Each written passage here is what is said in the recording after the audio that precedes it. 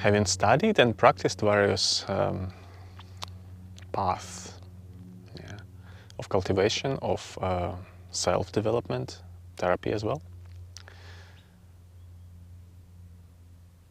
I have come to certain conclusions, which are of course working conclusions, observations in progress. Nothing is really final when it comes to mental conclusions, because all things of the mind are transient, do not last, and subject to evaluation. Not to hold to fixed views is another prerequisite of the practice. But as for now, certain conclusions as they are when it comes to different practices. What I observe in the West, living in the West, and also having lived in Asia and having practiced Asian arts of cultivation, is that there are fundamentally different approaches to both self-development and spiritual development.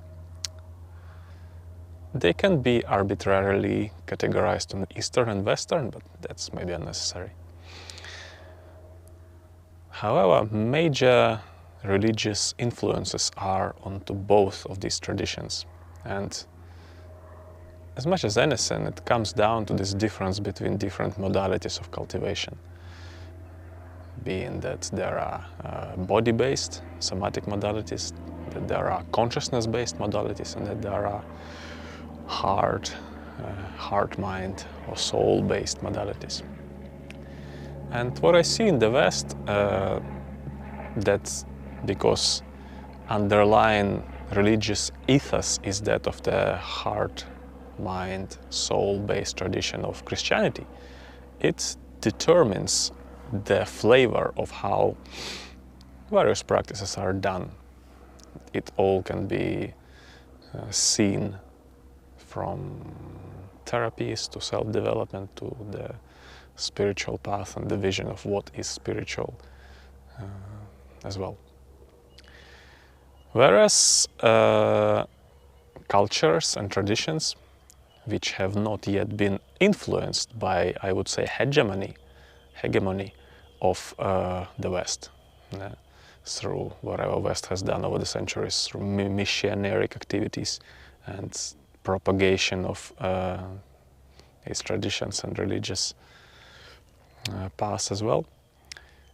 Whatever areas which are not influenced or prevent themselves from being influenced by this spread of the ethos of the Western tradition, they have fundamentally different approach.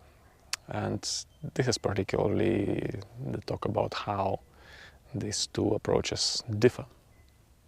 So to start with, I see how within, say, Western modalities of therapy, there is much focus on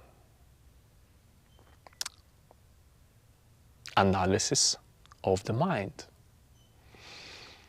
And that has been there even before Freud and continues to this day. There is a big focus on how to dig into the recesses of the unconscious and extract something from there and either dislodge it or understand it or integrate it or whatever. Yeah. To me, that is because there is no other way. Within the methodology of this tradition, there is no other method, no other way to go about the issues of being human. In particular, there are no ways of working with energy. There are obviously ways of working with the body. We have all the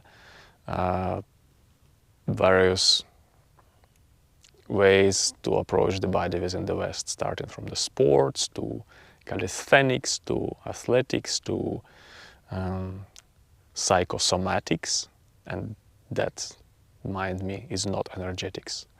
Psychosomatics is precisely the way body and mind are intertwined via the medium of the psyche.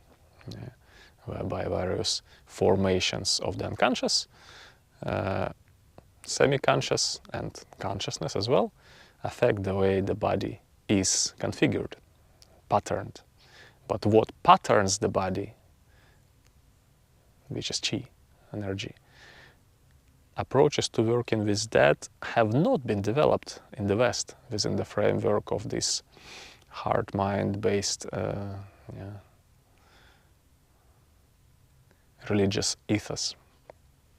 Therefore, when something is missing, some piece of the puzzle of our makeup, there is overemphasis on another puzzle. Hence, there is so much depth and intricacy upon therapy.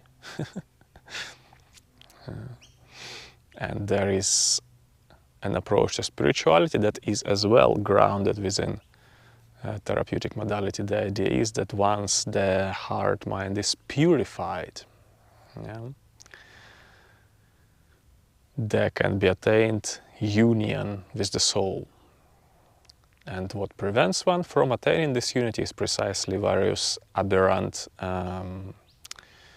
contagious, contingent formations that exists in the underbelly, which is unavailable to the ordinary waking mind, that is in the unconscious. Hence, there have been many methods developed about how to access this underbelly and how to cause some sort of change in this area. And of course, then once it is more or less pacified, this area of the heart mind, this area of the psyche, which is primarily causing people disturbance due to emotions that it generates. Various patterns of actual and psychopathology arise precisely from the what we would call within Buddhist framework the 5 hindrances, the 5 hindrances, which are various negative emotional attachments and states that corrupt consciousness and prevent it from being at peace, prevent a person from being at ease, at peace. So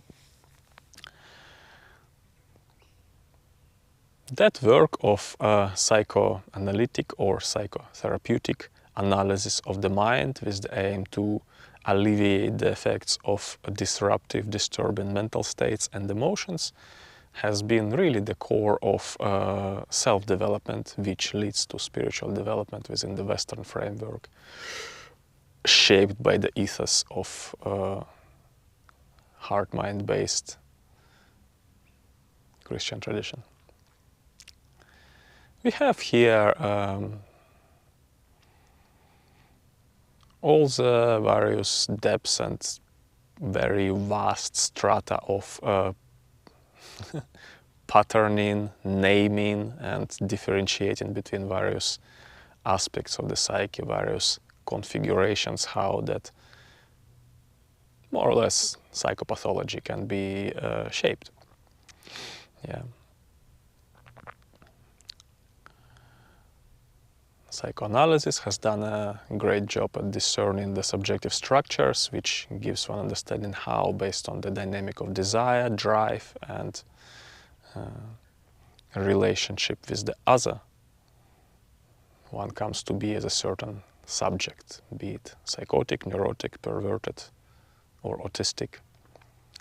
Yeah. And amidst these 4 overarching structures, there may be varieties of various other configurations that may arise, and such traditions as American tradition of psycho something, which is married with pharmaceutical industry as well, has created the whole thick lists of categorizations of how these particular psychic structures can be manifest.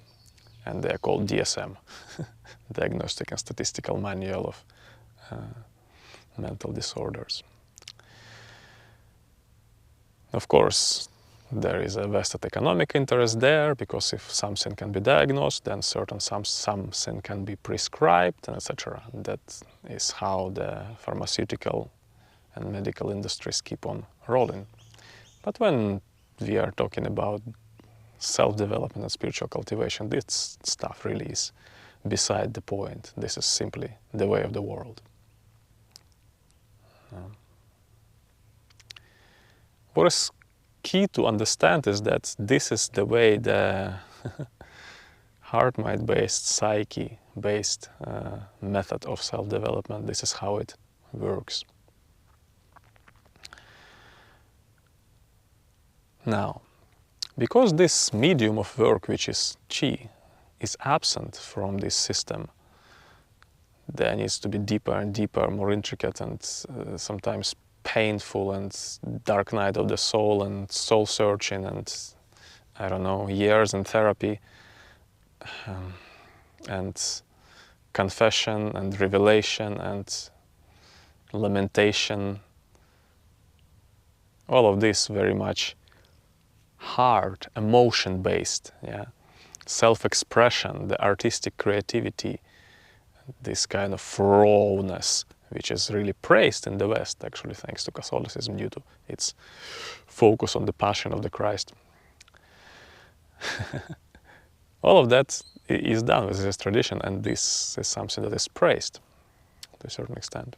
And of course, it influences this kind of glorification of passion, glorification of heightened emotion, this emotive quality of moving towards the divine, yeah, via such mediums as repentance, confession, lamentation, calling upon something, and ultimately prayer. Prayer is an emotion-based type of communication with the source. It uses the energy of the heart-mind, shapes it, consolidates it, and directs it towards the source, questioning, addressing, requesting, pleading, and praying for truth, for unity, for mercy, for compassion, for grace. And so this is the way within this particular tradition. Yeah. So at first we encounter a certain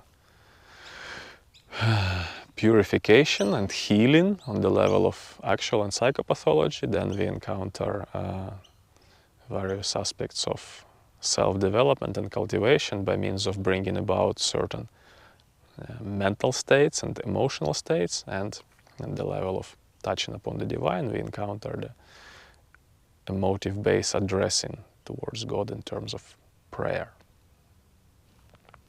This is in a nutshell how this path functions. Nothing wrong with it. It's well and good that it does produce results. However, if you look into what do you call the literature which describes livelihood of saints, we can see that it is not only this kind of process of soul searching and connection and revelation that takes place, but also what takes place. And that normally is missing from the mainstream of kind of organized aspect of this religious path. What is missing is that there is a method there as well, which is very much tailored upon development of attention. That's why it's a heart-mind path. And that method is in itself no different or not much different from, for example, Buddhist method or Hindu method. Attention is refined and stabilized, and one learns how to govern the mind. For example, such a branch or tradition within Christianity as hesychasm uses method of Jesus prayer, which is basically a form of repetition of the prayer, or even one word of the prayer. The whole text of the prayer is, Lord Jesus Christ, Son of the living God, make mercy on me, the sinner. Whereby shorter versions can be used as well, up to the very use of the name Jesus, and repeating this name and stabilizing the awareness on this name and preventing the mind from straying to thoughts, memories, emotions, deliberations, speculations, contemplations, whatever. Only stabilizing the mind within this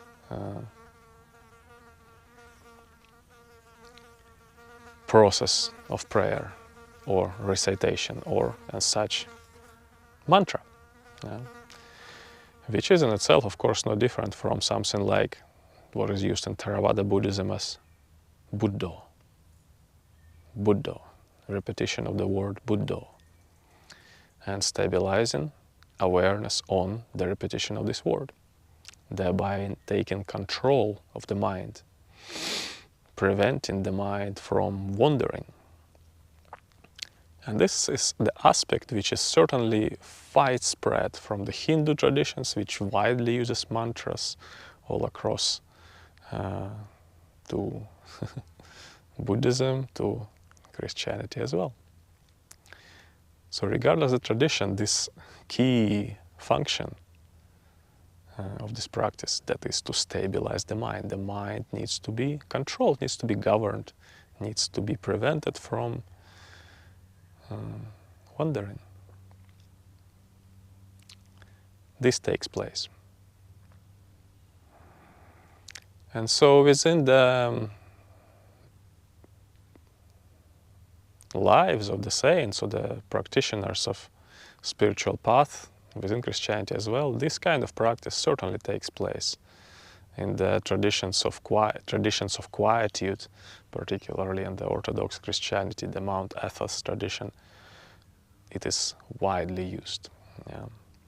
Quietude in God is always sought after. So when we understand what Chi does when this happens, we can see the value and the influence of this practice. Because when there is quietude and the mind is prevented from going into creation of mental shapes, Chi is not used to create those mental shapes. Thereby Chi is not wasted.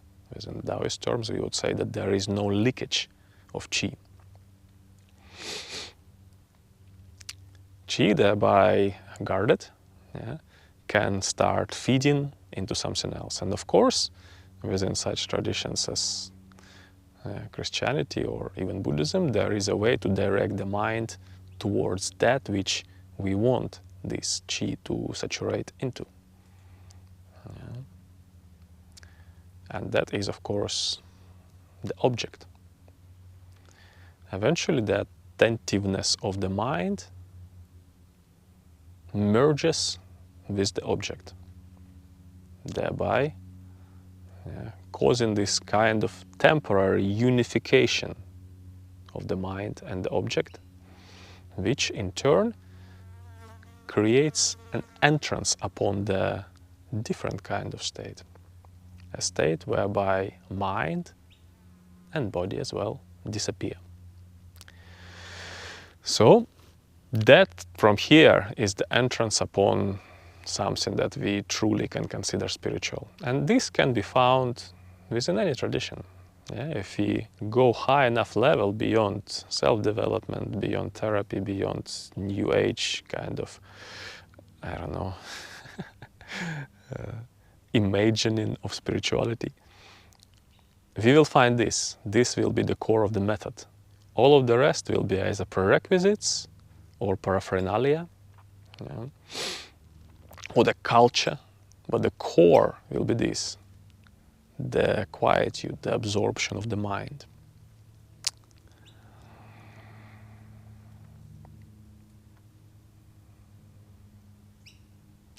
The only difference then becomes what is the object. Yeah. emotive quality born in the heart through prayer and the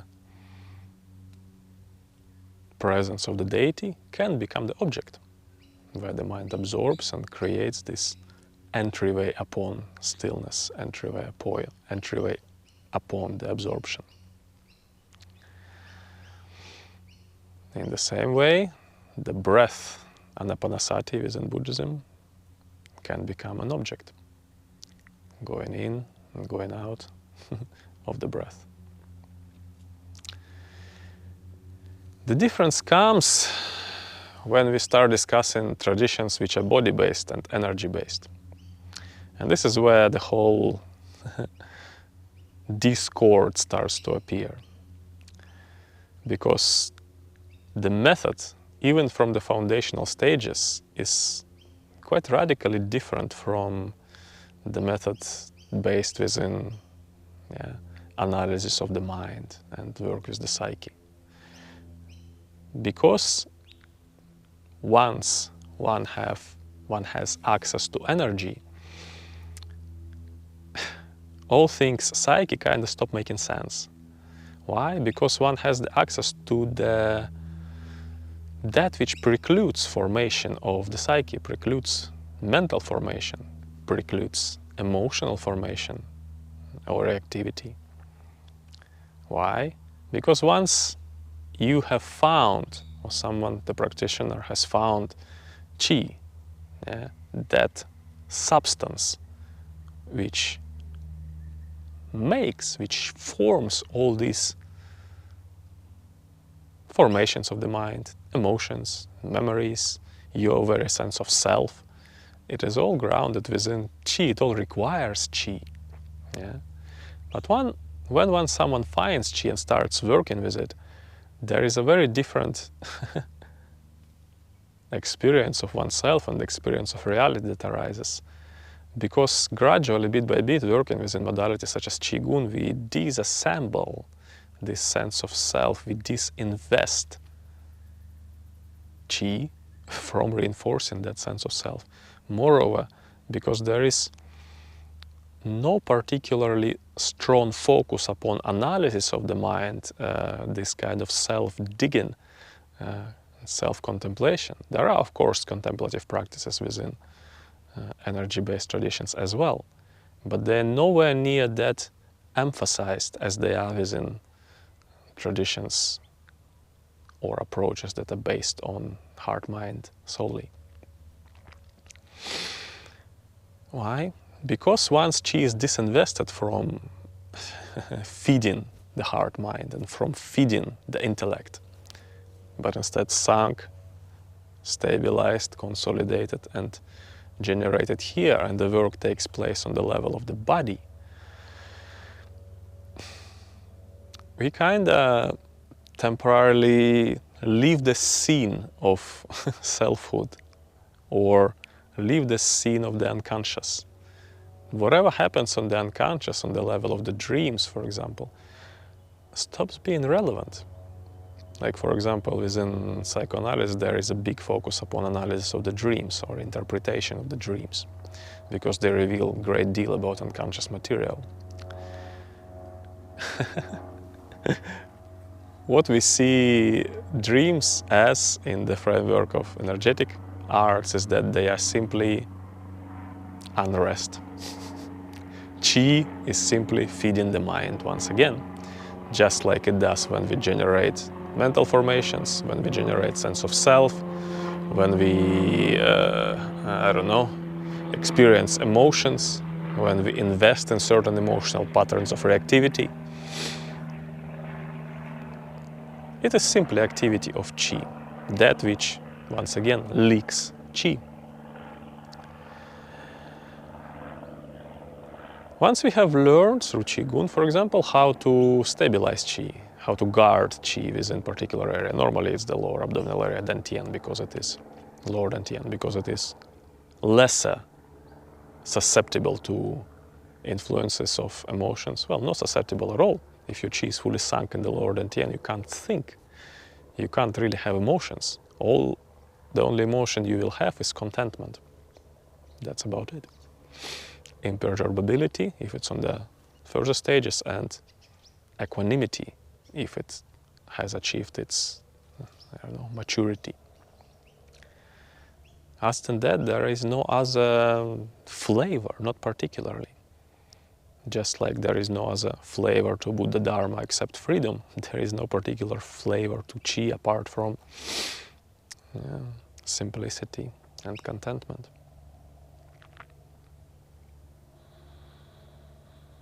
So when there is a direct method that works with Qi like this, this allows the value of modalities that work with the psyche, with formations of the psyche, formations of the unconscious.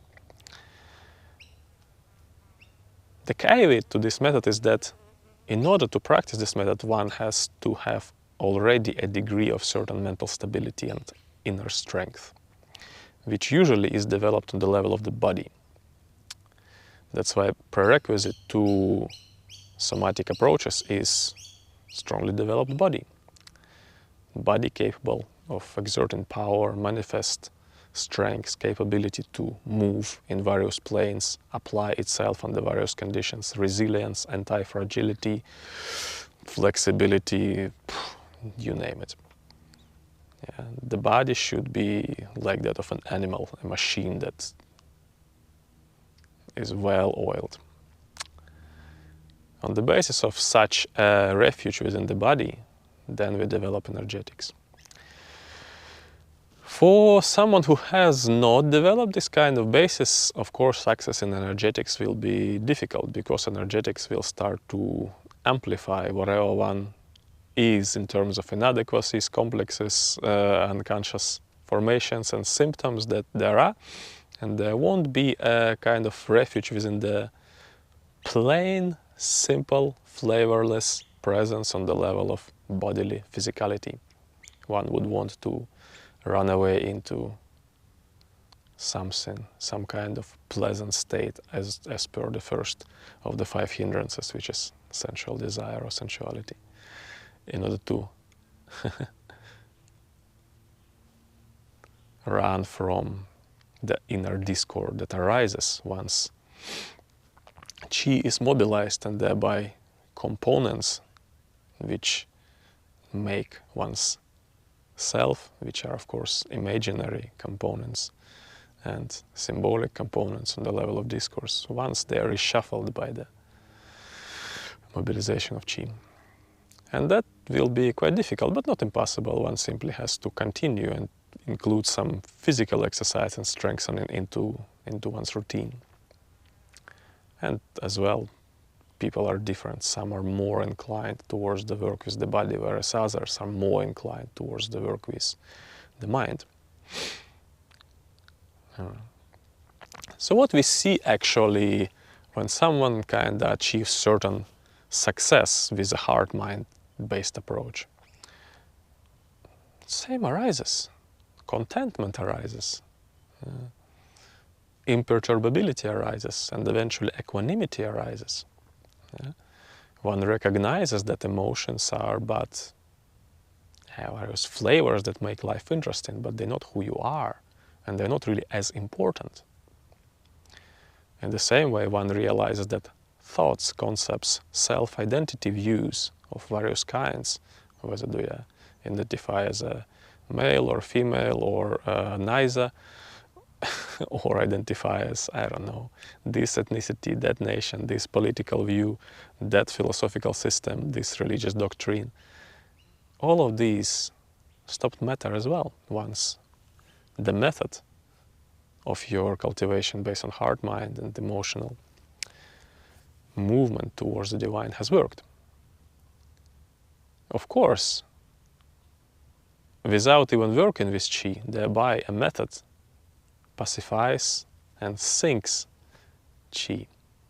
This is possible. In the same way, when someone has worked enough with the meditative practice or contemplative practice, be it samatha vipassana as per Buddhism, and has achieved absorption and jhana, having spent prolonged periods of time in this state, Once chi is radiant, it simply outbursts everywhere. It heals the body, opens the channels.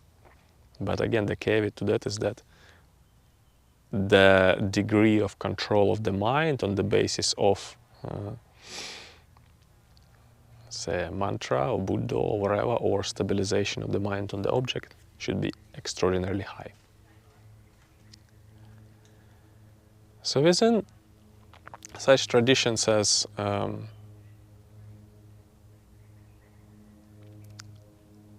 Christianity or whatever, we have patterns that are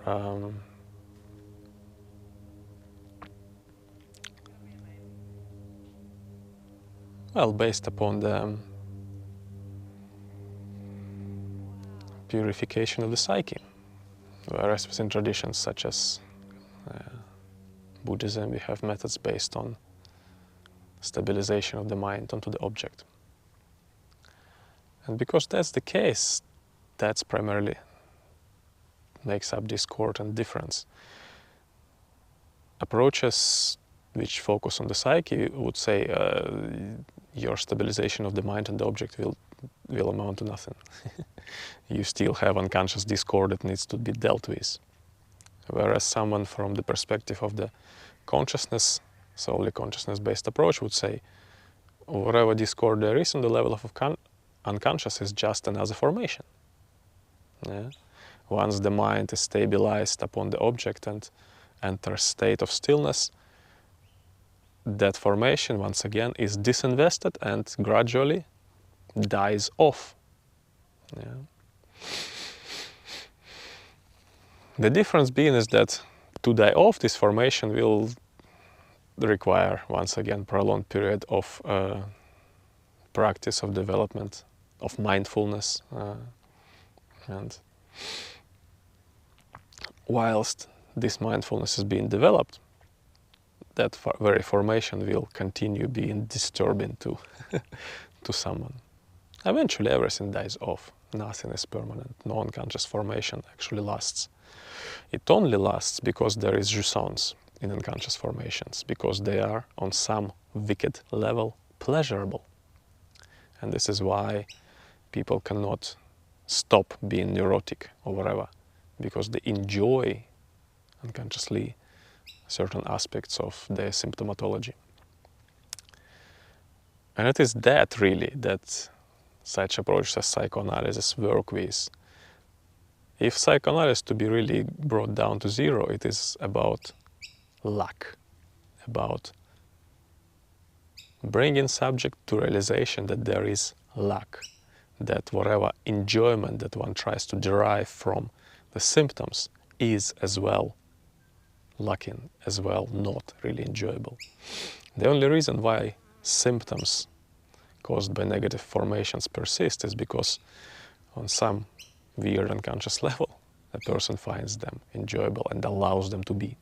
Once that lack and actual emptiness of enjoyment is seen, well, they naturally fall away. In the same way, if one practices absorption of the mind into the object and sees into the true nature of phenomena, and true nature will be described by 3 words: impermanent, unsatisfactory, devoid of self. Once that is seen, that already equals lack. Once lack is seen, investment of the libido into this pattern ceases as well. So one is freed from unconscious reactivity thereby. With approaches that work on developing chi, the story is different once again. Yeah?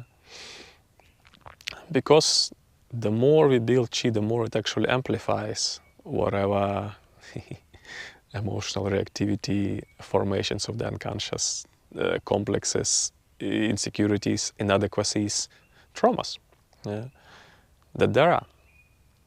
And if someone has no fortitude on the level of the body and no ethics and morality, which usually go together with traditions, practice within the traditions, these kinds of amplification will simply break a subject, or damage even more, or cause distress.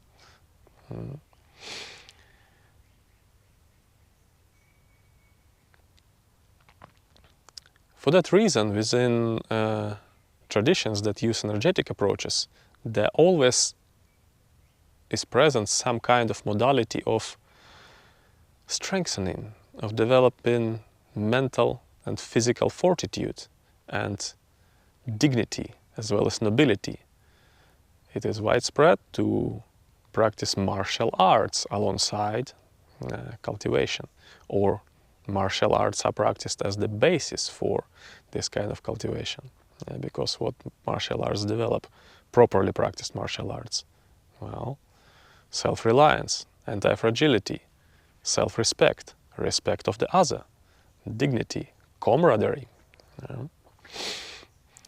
Once someone is strong within themselves, they can be kind to others, because they can be, because there is enough strength to do so.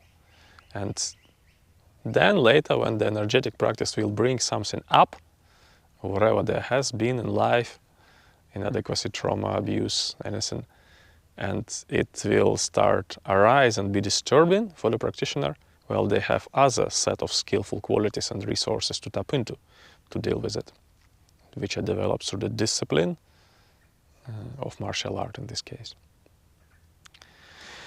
If that is not present, of course, traditions based on energetics also have definitely teachings about virtue, about morality, about development of kindness, compassion, sympathy,